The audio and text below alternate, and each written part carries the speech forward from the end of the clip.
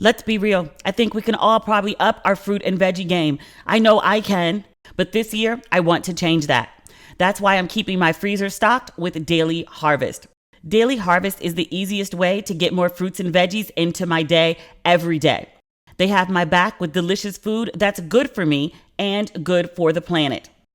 Daily Harvest delivers delicious harvest bowls, flatbreads, smoothies, and more, all built on organic fruits and vegetables right to your door, and it conveniently stays fresh in your freezer.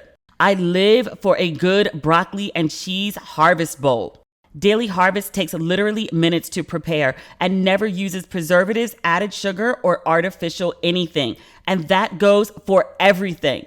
They have so many delicious options for every time of the day. Breakfast, lunch, dinner, dessert, or a snack.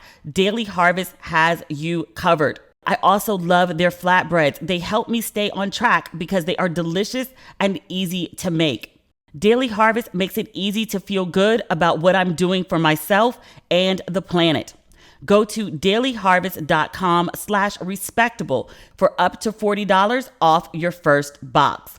That's dailyharvest.com/respectable for up to $40 off your first box. dailyharvest.com/respectable. Dooney & Bourke has been the standard of luxury for American handbags for over 45 years. The brand has an obsession for craftsmanship, quality European leathers, and hardware, and a mission to carry your essentials everywhere life takes you. If you're going to invest in one bag this season, make it a Dooney & Bourke. Dooney & Bourke handbags are designed with timeless styling and craft to last. Each handbag and accessory is handcrafted using premium European leathers and hardware with functional details that accommodate your lifestyle, like extra zip pockets, metal feet, and adjustable straps.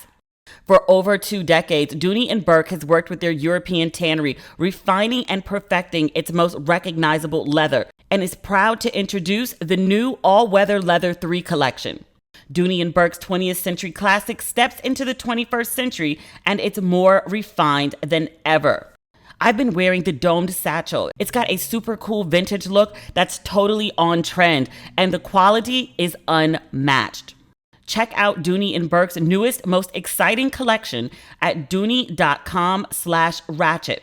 For 20% off your first order, visit dooney.com/ratchet and use code RATCHET before April 30th, 2022. How many unread emails do you have sitting in your inbox? Are you wasting hours and hours of your day procrastinating? If you're having trouble getting it done or even getting started, Thesis can help. Thesis makes personalized supplement formulas that are specifically designed to boost cognitive function. It's based in the science of nootropics, which are natural and powerful ingredients like caffeine, ginseng, and B12 that increase productivity, focus, energy, and mental clarity. What I love most about Thesis is I can feel energized without the crash.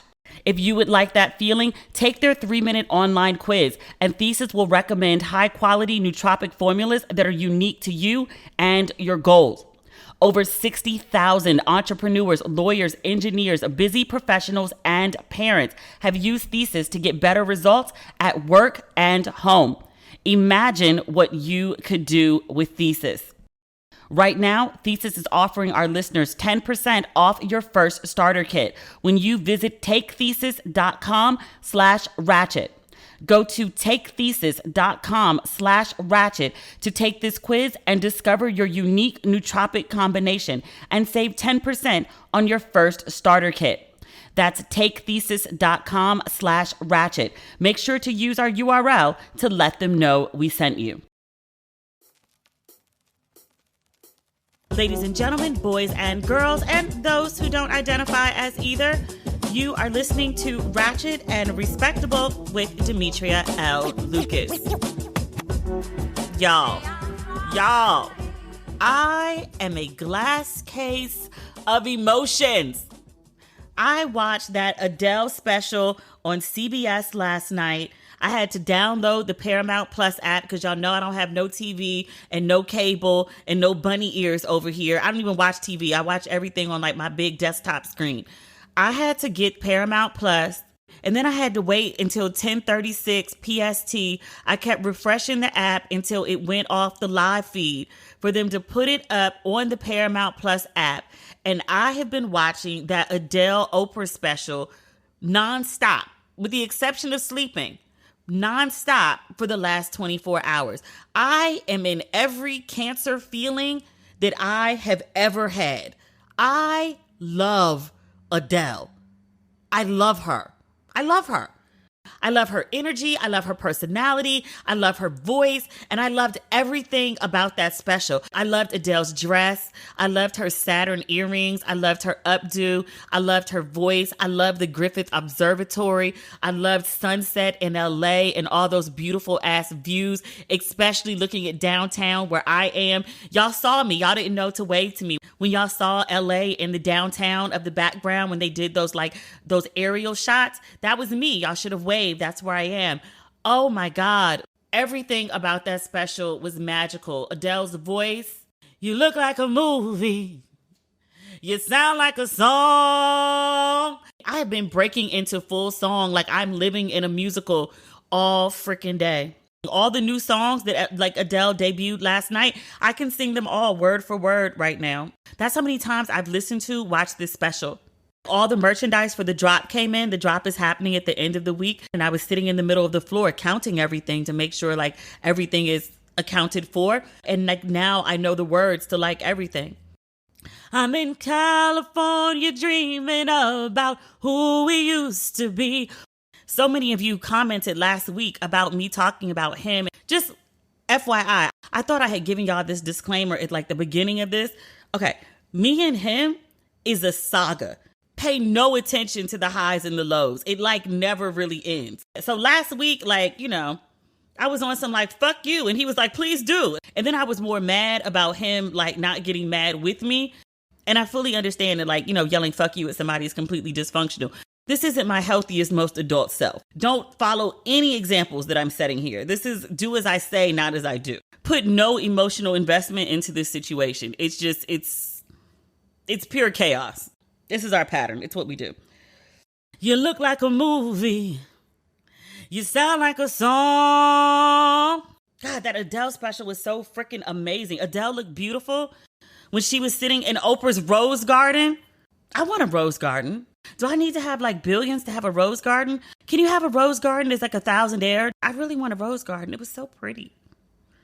Adele looked beautiful in her all white, her cocaine white suit that was bedazzled with rhinestones. She looks so pretty. I never realized her eyes were so beautiful before. Her hair was expensive blonde. She's always been a beautiful woman, but with the lost weight, you can really see the crispness of her bone structure. She looks amazing. Adele's one of those people girl, she looks nice and she seems very happy and content at her current size. But I was like, girl, I didn't complain about your previous size. It's like the Luther situation. Big Luther, little Luther, big Adele, little Adele. Can you hit your high notes? That's all I care about. One thing, I was watching this Adele special, and I'm actually going to be serious for a moment. I've had my red wine, which you can probably tell. On a serious note for just a moment, I was watching this Adele special, and I got really sad at one point, and not relationship sad, but grief and mourning sad. I just had this real visceral grief about Amy Winehouse. And I know that might be a weird thing to say, but it's another white woman from the UK who sings very soulfully and sounds like a black woman, which is part of Adele's appeal. Not to say that Adele doesn't have a magnificent, wonderful, lovely voice. Not to say that Adele is not one of the greatest songwriters of our time, because she is. But part of the intrigue about Adele, from white people and black people, is that it's a white woman who sings like a 60-year-old black woman who was raised in the church. The Black Baptist Southern Church, or maybe Kojic Pentecostal, but a black Southern church specifically. But that's what Adele sings like. But it's this weird combination of okay, not only are you white, but you're not even American or American South. You from the UK, but you embody this deep, soulful black woman spirit. It's weird. And again, she has a beautiful voice that takes nothing away from her. But I just kind of think sometimes Jasmine Sullivan has a voice like that. Why is Jasmine Sullivan not singing in front of like the Griffith Observatory with like the drones and, you know, Leonardo DiCaprio and Oprah and Dwayne Wade and Gabby and Tyler Perry and Ava and Gail and Nicole Richie and all the other celebrities that were sitting in the audience, Lizzo. Like, why doesn't Jasmine Sullivan get that? Because Jasmine Sullivan can blow too, but I just kind of think that like we kind of expect Black women to be able to blow. So it's kind of like not a thing like, oh, yet another Black woman who can like sing her ass off. Look at you. Like, it's not really an anomaly. But then you see like a white woman like Adele or like, you know, Celine Dion, same difference. French Canadian white woman who blows. Like, you're like, oh, wow. You're like petite and white. You sing like a Black woman. It's like such an anomaly. Let's like give you 1 million Grammys and like pay you a bunch of money. I don't want Adele not to have awards. I don't want Adele not to be at the Griffith. I just also want like, you know, Jasmine Sullivan to be there too. That's all I'm saying. Not take from Adele, but add to Jasmine Sullivan. But I say all that to say, I really missed Amy Winehouse and I really loved her, and like her life ended far too soon and it's a tragedy. And watching Adele stand up there and, you know, make it to 30, that Amy Winehouse, I think she died at 27. It just, I don't know. It just made me think of Amy and I got really sad because I think Amy Winehouse should have that experience as well. But I hope Lizzo also has that chance one day because Lizzo is also freaking amazing. I want Adele to have all the nice things, but I also want Black women who share her vocal range and her talent to also have all the nice things as well. That's all I'm saying. Adele looked beautiful in her dress and her Saturn earrings with her Saturn tattoo at the Griffith Observatory. And I was like, whoever put the Saturn earrings on and didn't like cover up her Saturn tattoo and let like the whole orbit thing, the orbit imagery, like let loose. Very nice touch. You look like a movie. You sound like a song. Speaking of women who can sing, Shaka Khan and Stephanie Mills are doing a versus. It's actually up the street from me at the Ace Hotel. I could literally like walk there in 5 minutes. I wonder if there's still tickets available. I would totally go to that. That was Saturday morning music. Not from my mother either, my father. My father's favorite Saturday morning activity was to go into the basement, blast his music as loud as humanly possible, and then put on headphones and sing along to it. So the rest of the house be damned. My mother was already up. I would wake up to my father blasting his random Saturday morning soul music. I don't remember him actually playing Shaka Khan, but Stephanie Mills?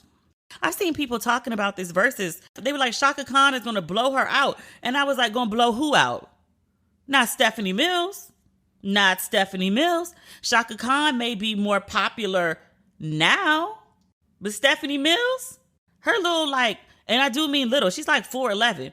Her little ass can sing. Ain't nobody ever going to blow out Stephanie Mills. To be quite honest, I think Stephanie Mills might win the verses. Like, Shaka Ma'am can sing. No doubt. Shaka Ma'am is a legend. But so is Stephanie Mills. You might not be familiar, but Stephanie Mills. Look, Stephanie Mills gets to talking about she feel good all over. It's a wrap. Stephanie Mills started talking about, I've learned to respect the power of love. It's done. Shaka got the range. I don't know if she could keep up with Stephanie's range, though. Ain't no blowout. Stop it. If you ain't familiar, just say you ain't familiar, but don't disrespect the Stephanie. Stephanie can hit you with the final verse of Home, and everybody's going home. It's a wrap. Stephanie started talking about the comfort of a man. Stop it. Stop it. Go on YouTube. Get reacquainted or introduce yourself. Don't play yourself talking about it's a blowout. No. Don't disrespect the Stephanie. Madame Mills. Oh, there's so much going on this week. It's a good week for music. Allegedly, I believe, Maxwell has a new single coming out. I think it drops at midnight for the West Coast. Let me go on his page. I think it's called Off. It says the first from the finale, #MXWL night. Oh no, it says 0 hours, 0 minutes. Does that mean it's here? Where do I listen to it though? It doesn't say where I can find it. Night is coming. Muse.com. Commemorating the 25th anniversary of Urban Hang Suite. Sir, where do I find this new music? It's some song called Off, but I don't know where to like hear the music to get off. I'm confused. Well, I know Adele drops on Friday. That's exciting. I'm looking forward to that. Sorry, I keep pressing the thing trying to figure out like where to hear the song at. In musical news, but not quite music, Lil Nas X apparently is going to be on the Maury Show. So Lil Nas X, who by the way is on the latest cover of GQ because he's Musician of the Year, which I think totally well deserved. He's been killing it. But he's doing more promo for his latest album, specifically the song "That's What I Want." It's the one where he makes out with a football player in the locker room. They're in a relationship, and then he goes to surprise the guy at his house, only to find out that he's married with a kid. So Lil Nas X has been posting this video of like a Maury clip. Like Maury, the talk show host, right, is in the clip. Maury's always known for like, is he the father, or, outing people from like their relationships. So he's turned the situation from his video into more trolling, more marketing. Well, now he's involving Maury in it. And it seems like it's going to be an actual episode that airs on Maury on Wednesday.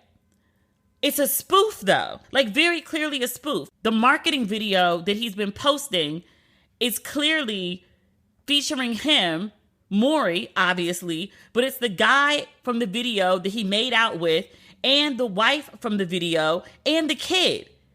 But I'm seeing like major outlets that don't realize that this is a spoof and think Lil Nas X in real life is going on Maury to confront his boyfriend or his ex-boyfriend who's married.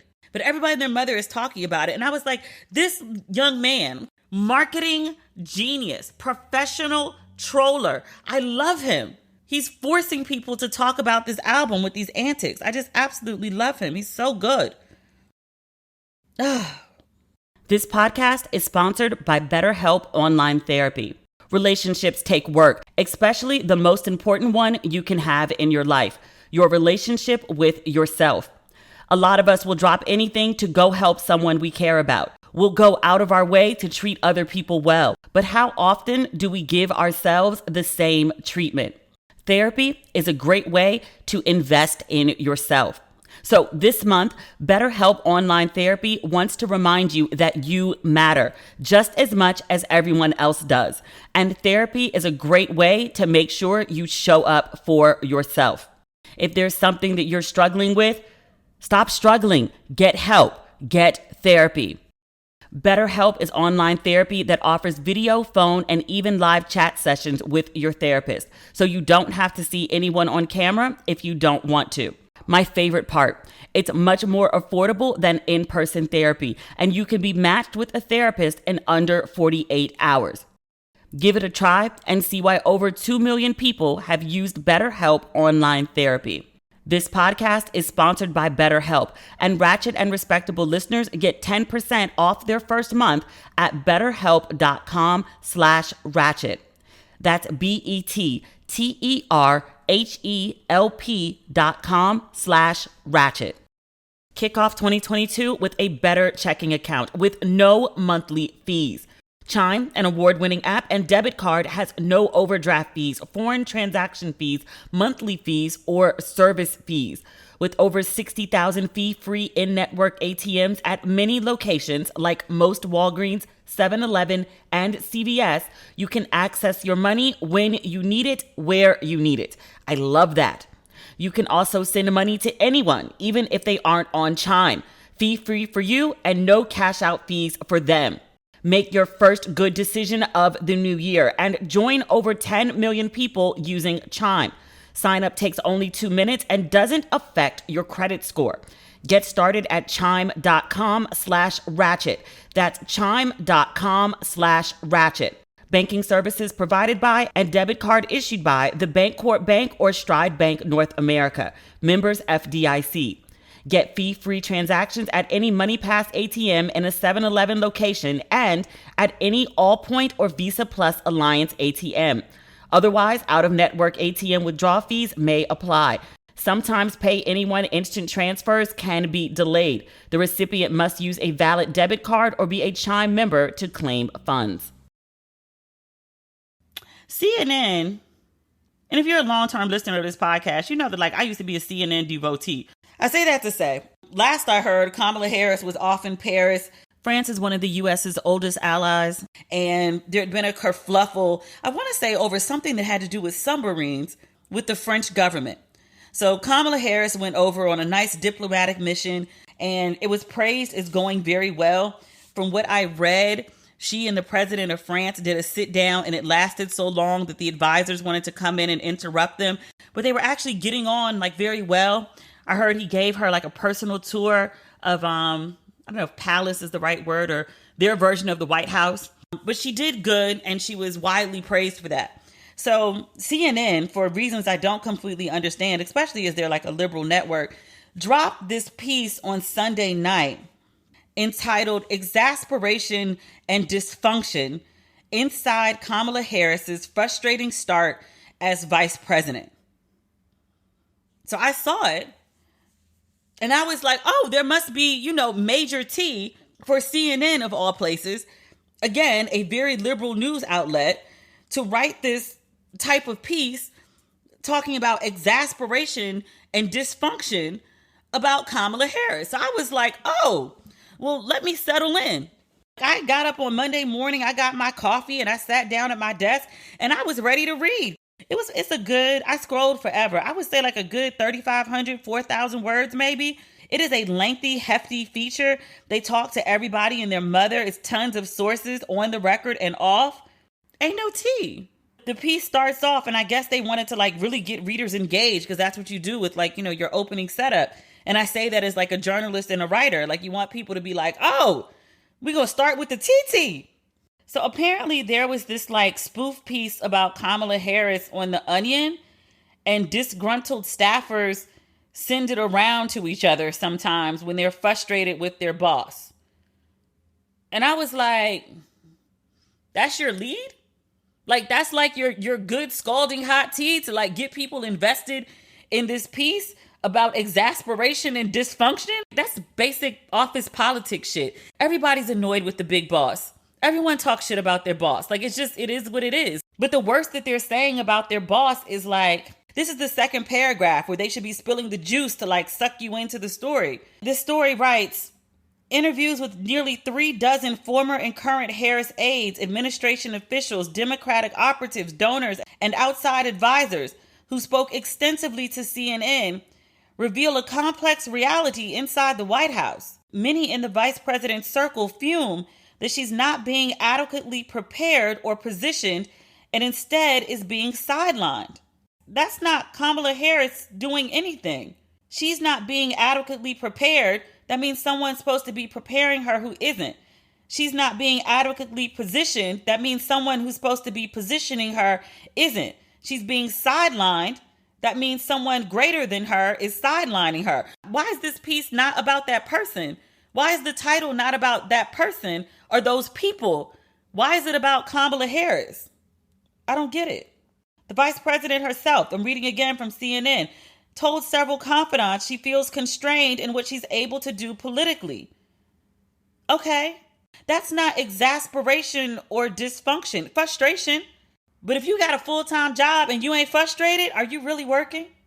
But I read this whole lengthy piece, and the biggest takeaway is that Kamala Harris is too loyal to Biden, i.e. her boss, who asked her to be vice president. Yeah, she probably should be loyal to him. She's his vice president.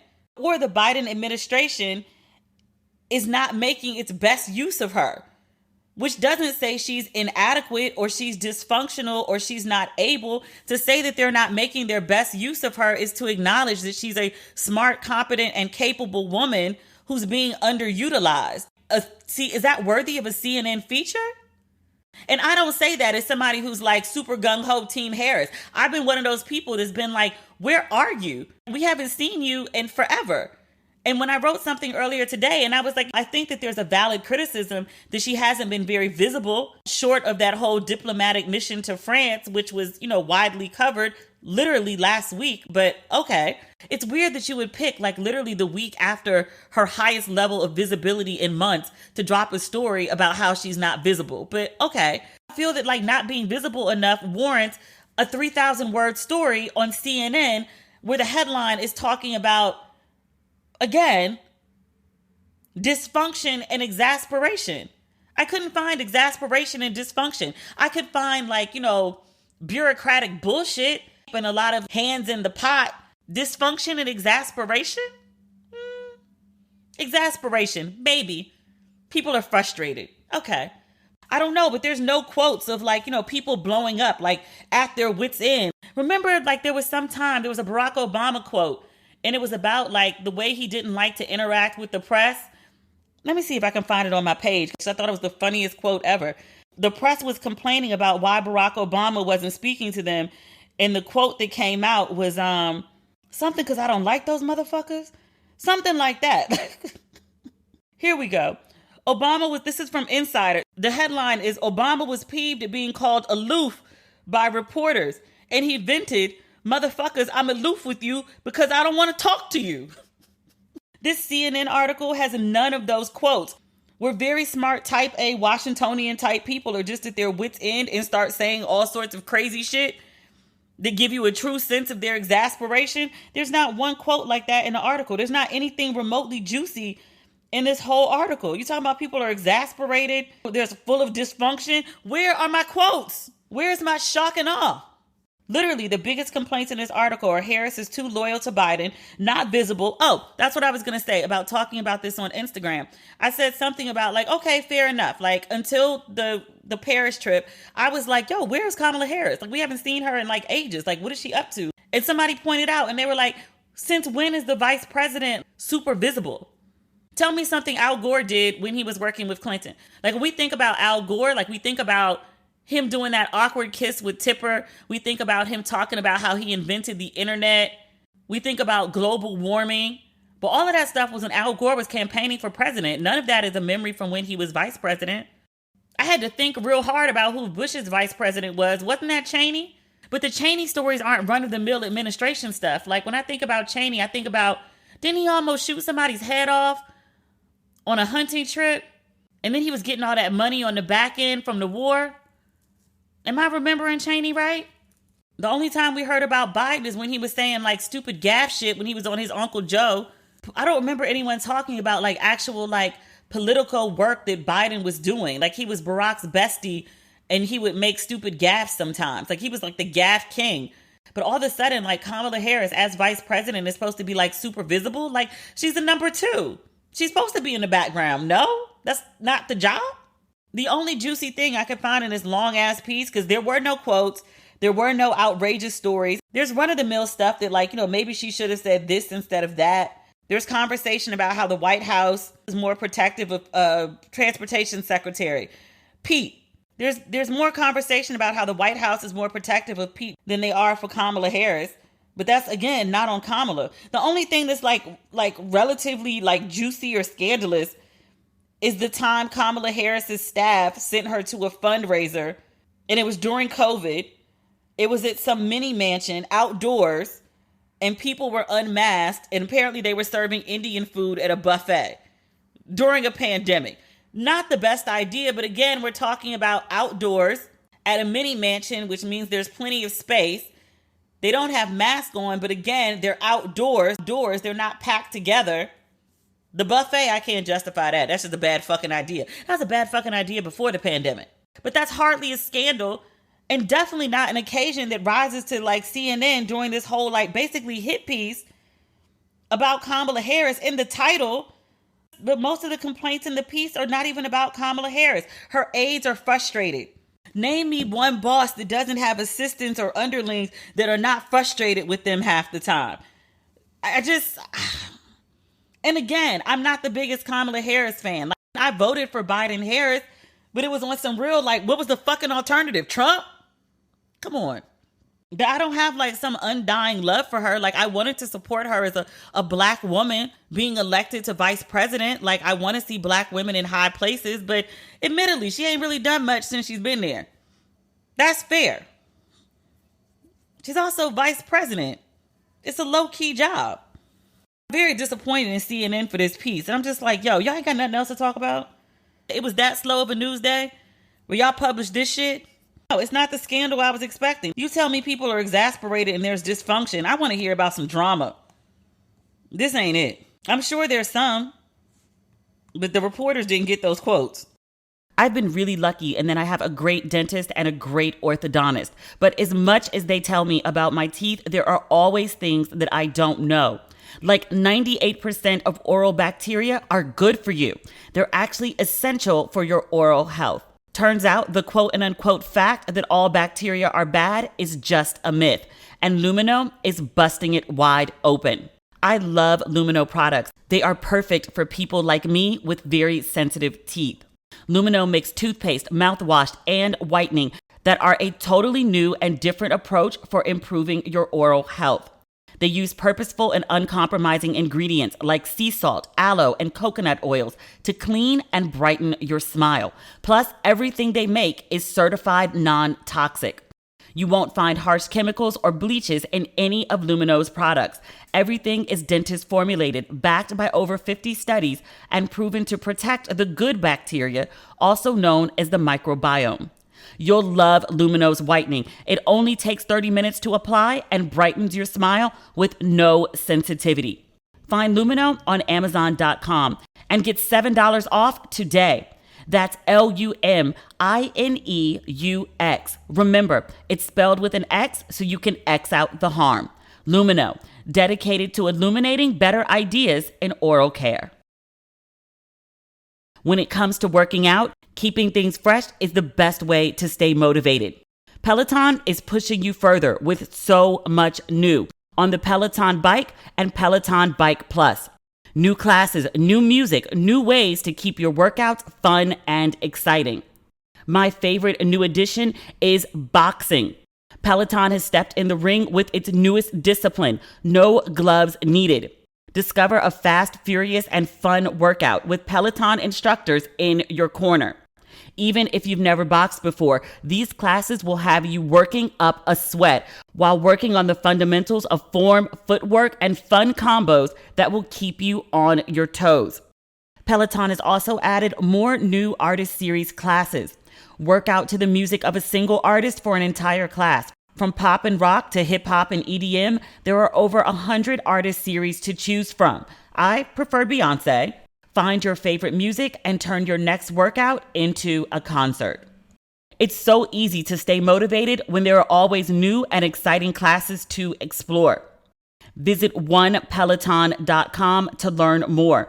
That's OnePeloton.com. Feeling your best starts with what you eat. Sakara helps you to not just live a healthy, balanced lifestyle, but truly enjoy it with delicious plant-rich meals and functional wellness essentials that build a foundation for radiant health.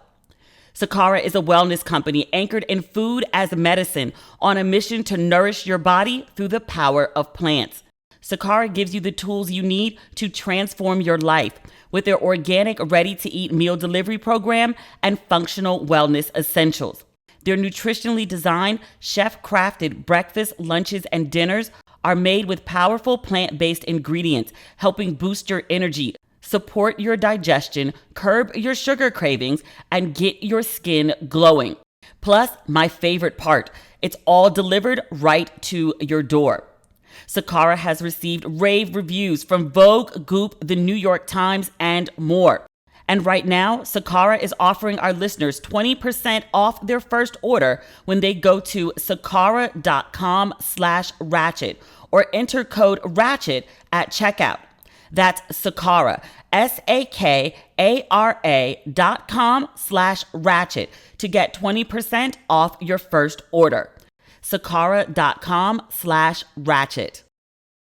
You know where there is drama, and I almost don't even want to talk about this because it's so disgusting. Rolling Stone dropped a hit piece this morning. Rolling Stone dropped this expose this morning about Marilyn Manson. And I seen buzz about Marilyn Manson, and I wasn't sure exactly what the complaints were. I mean, I don't keep up with Marilyn Manson. I remember the height of Marilyn Manson's fame, like when I was in high school, maybe my first 2 years of college. Tall, lanky white man who looked satanic and dressed like a damn demon. The Beautiful People is the only song I remember, and it was really catchy and had a great bass line. And I remember looking up the lyrics once and being like, what the fuck is this? Something about like fascist ruling, crazy shit. But I never really paid that much attention to Marilyn Manson. I had just passed him off in my head as a marketing creation for shock value. I remember all the conservatives and the super Christians being all up in arms because, he worships Satan and, he said crazy shit about raping people, killing people, the devil worship imagery. I want to say he also had that weird eye thing that Method Man was doing for a while. The 90s were a weird fucking time, but I never really paid that much attention to him. He popped back on my radar maybe a month and change ago, if that long. Kanye West did a Sunday sermon. Marilyn Manson and Justin Bieber were at the Sunday sermon with him. There was a little bit of fuss about Marilyn Manson, why the fuck would Kanye have him there? And in my head, I was like, oh, because of the devil worship thing. And then Kanye's all God, God, God now. And so I was like, oh, that must be the juxtaposition. But I was like, maybe Marilyn Manson's had a change of heart. What he was in the 90s as somebody in his 20s is entirely different than who you might be 25 years later. I didn't really think much more about it than that. But I did see enough people being like, yo, that's really fucked up that he had him there. I just didn't investigate it because I just didn't care that much about Marilyn Manson. But I woke up this morning and everyone was talking about this Rolling Stone piece about Marilyn Manson. And I was like, well, why does his name keep coming up? So I went and read this piece on Rolling Stone. I was disgusted. I wanted to throw up while reading it. You remember we talked about the R. Kelly trial, and we only talked about it very briefly because some of the details that were coming out of the trial, I think I talked about some of the craziest stuff, and I was like, I feel disgusting with these words coming out of my mouth and you hearing me even say these words, describing what witnesses are saying that Kelly did to them when they were testifying in court. Just repeating it, reading quotes of the transcripts that were published in reputable news publications. It was just disgusting to me. Sometimes I like to read to you the quotes of some things that are said because I don't want to paraphrase. But in this instance, I'm going to because it's just so gross. I posted some of it on my Instagram page. And I had to put a trigger warning up just to do screenshots from Rolling Stone because the allegations are so disgusting. But the headline of this Rolling Stone article is Marilyn Manson, the monster hiding in plain sight. And the deck is, he was a provocative media darling for decades. Offstage, exes allege he was an abuser who made their lives hell. And so Rolling Stone's story, they did an investigation that's based on court documents and more than 55 new interviews. So the story starts off talking about this apartment that Marilyn Manson lived in. And the former tenant had turned a corner of the apartment into a recording studio, and they turned it into a soundproof situation. When Marilyn Manson moved in, he turned this soundproof recording studio into what he called as the bad girls room. So when he would have women over to his place, if they displeased him or he felt like abusing them or whatever he got into his head where he thought like a woman was bad and needed to be punished, he would lock her in this room. Rolling Stones described it as, quote, a solitary confinement cell used to psychologically torture women. And there were women that they interviewed, girlfriends of his, ex-girlfriends, I guess, that said that he would keep them in there for hours to punish them for the tiniest perceived grievances. Rolling Stones interviewed several of the women that Marilyn Manson dated, and the narrative is the same with nearly every one of them. sleep deprivation, food deprivation. Women talk about he bit them, he cut them. One woman talks about she was electrocuted. He whipped her without her consent. He raped her repeatedly during their relationship together. He chased her with an axe. Like, crazy shit. There was another woman, a girlfriend. She said that they had a consensual sexual relationship for a few months. And she recalls that one time she woke up and while she had been sleeping, he bound her ankles and wrists together behind her and was sexually penetrating her. And she said she told him to stop and said no multiple times. And he told her to, quote, shut the fuck up and be quiet. The same woman, she says Marilyn Manson, without her consent, she says Marilyn Manson raped her several times. She said he also carved the initials MM on her thigh. He threw a Nazi knife at her face. And he also cut her with a different knife while they were having sex. This is another woman. She talks about the sleep deprivation, the food. He wanted to, quote, weaken her physically and mentally and decrease her ability to refuse him. She says between the sleep deprivation, drug use, and malnourishment, her weight dropped to approximately 80 pounds. It's a grown-ass woman. It's another woman. She says she was bitten until, quote, her body was covered in bruises. On another occasion, he cut her with a knife during sex. He took pictures of her naked, mutilated body and posted them online. Rolling Stone, in speaking to one of his girlfriends, she makes sense of Manson, who, by the way, I don't think I ever really thought about Marilyn Manson's name. His real name is something like Bill Warner, Bruce Warner, like something very generic. But he picked the name Marilyn Manson, Marilyn after Marilyn Monroe and her tragic drug-induced ending. And then Manson, as in Charles, the serial killer. That's how he came up with Marilyn Manson. So the ex-girlfriend, in making sense of how Marilyn Manson was able to get away with this shit for so long, she says, quote, we give an awful lot of slack to men like this, and especially in the music industry. If you're not a womanizer and a complete misogynist, are you really a rock star at all? Marilyn, quote and unquote, just took it to the extreme, as did many people around him. So Rolling Stone got to interviewing people and was like, so all of y'all saw this shit and nobody said anything? And I'm not even reading you the craziest stuff. That's just like the stuff I feel comfortable paraphrasing. There's sick shit in this article. Whips, chains, recording people while they're like choking them and wanting to use the clips on the album. Like, submitted it to the record label and the record label finally was like, you've gone too far. There was a woman talking about like molesting a child. And the record label was like, okay. In the interviews, it sounds very similar to R. Kelly. They were like, yeah, everybody knew what he was into. Everybody knew what he did. And they were like, not only did they know, a lot of people just joined in and participated. Like, oh, we're going to like beat bitches today? Oh, okay. Like Rolling Stone said, it was a monster in plain sight. It's not like he tried to hide that he was into like devil shit or even Nazi shit.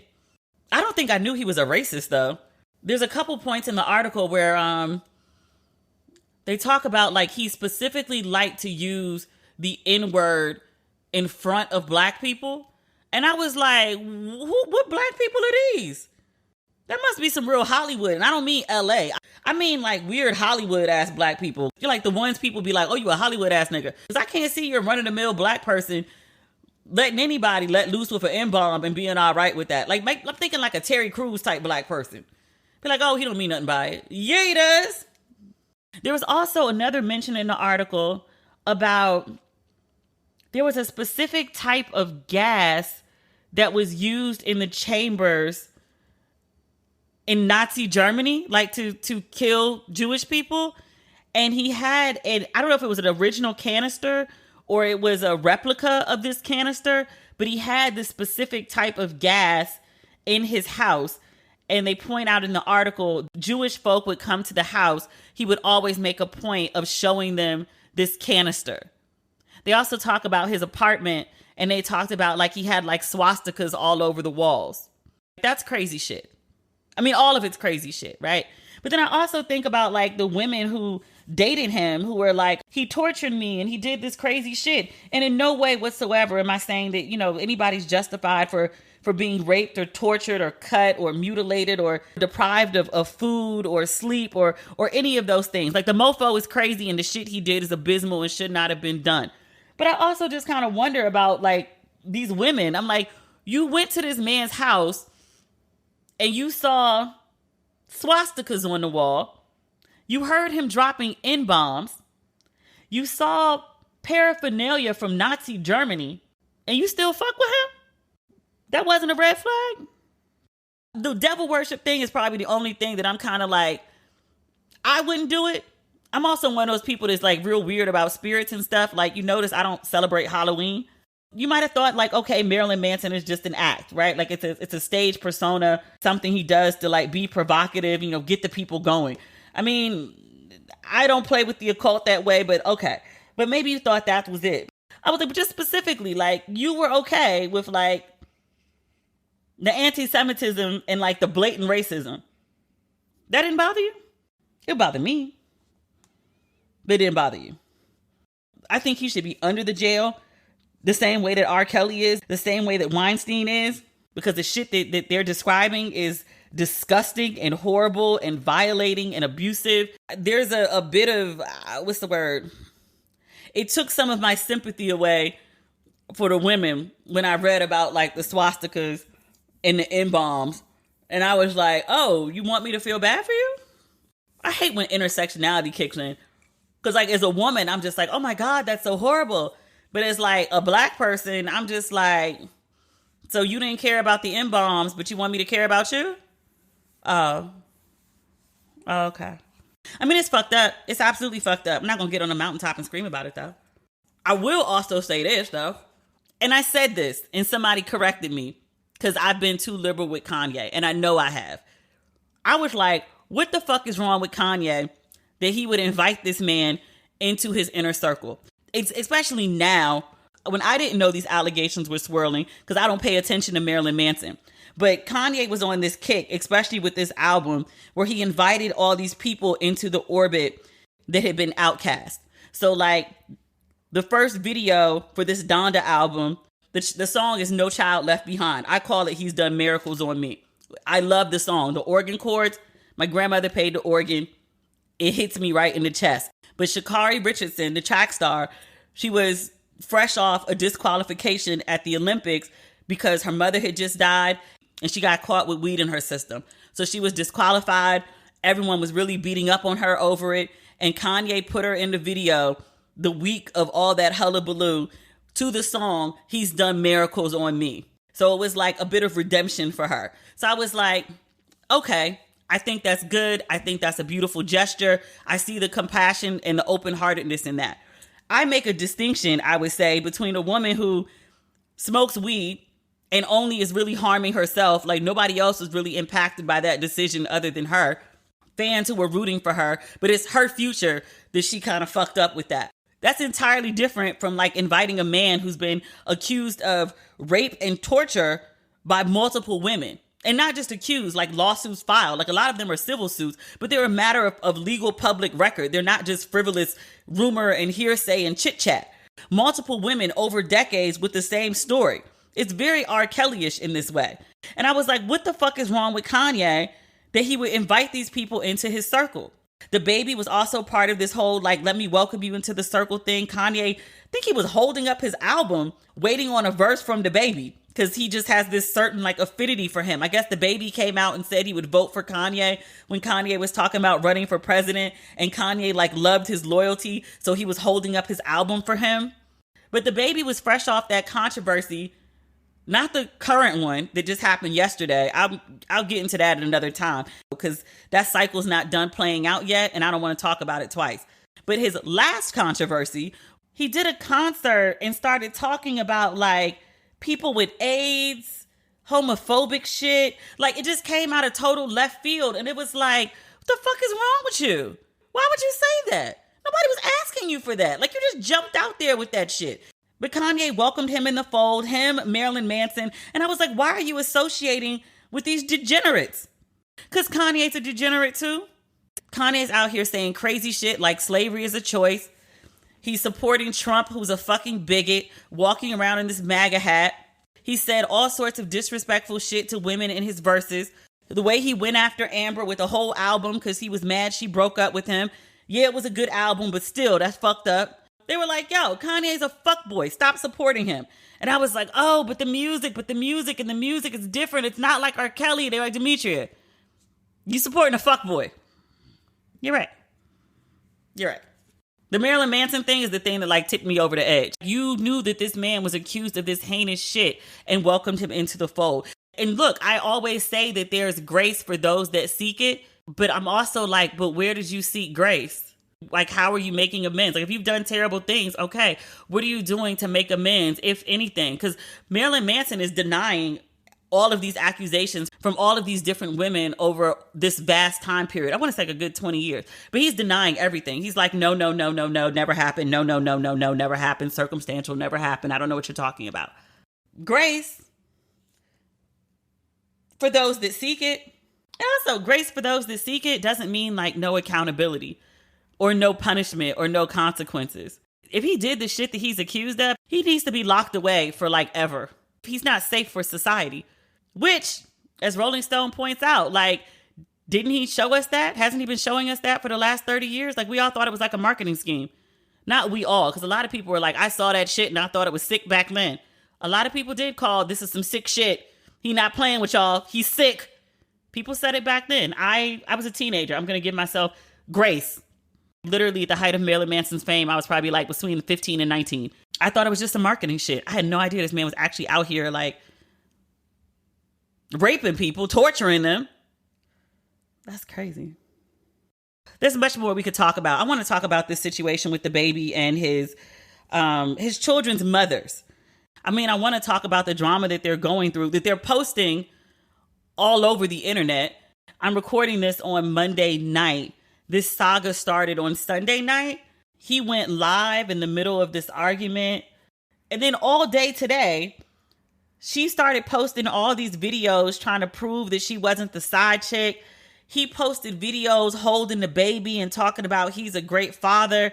The girl's mother started posting. The baby's first baby mama, she started posting. I saw at least 3 videos from her. The second baby mama, her sister posted. Her brother posted. I was like, why are y'all putting all this shit on the internet? This is y'all's real life. There is chaos and confusion and a shit show. All this is to me and everybody else sitting at home is fucking something to talk about in entertainment. But like, there's real world consequences to this shit. People got babies. People got records. And I don't mean like records to sell. I mean like police records, charges and shit. There's a 3-month-old baby at the center of this. I'm not trying to make sense of this shit today, but I hope that they just get the fuck away from each other. At some point they can, hash out a proper parenting plan to take care of this child so they can co-parent this baby, so they can co-parent this baby, this small human effectively. But right now, they don't need to be together. They don't need to be near each other. And they need to get off the goddamn internet. I swear to God, if somebody don't cut that goddamn Wi-Fi, we'll get to more of that story later this week because I know it's not done. It's only Monday. There's going to be some more wild shit. And I would bet anything the two of them get back together. As much as they don't need to be together, I almost guarantee they'll be back together.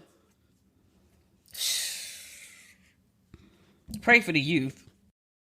Pray for birth control. This last couple weeks between Insecure and Summer Walker, it don't even make you want to take birth control. It just make you want to be celibate. Like, just don't touch me. Don't touch me. Leave me be.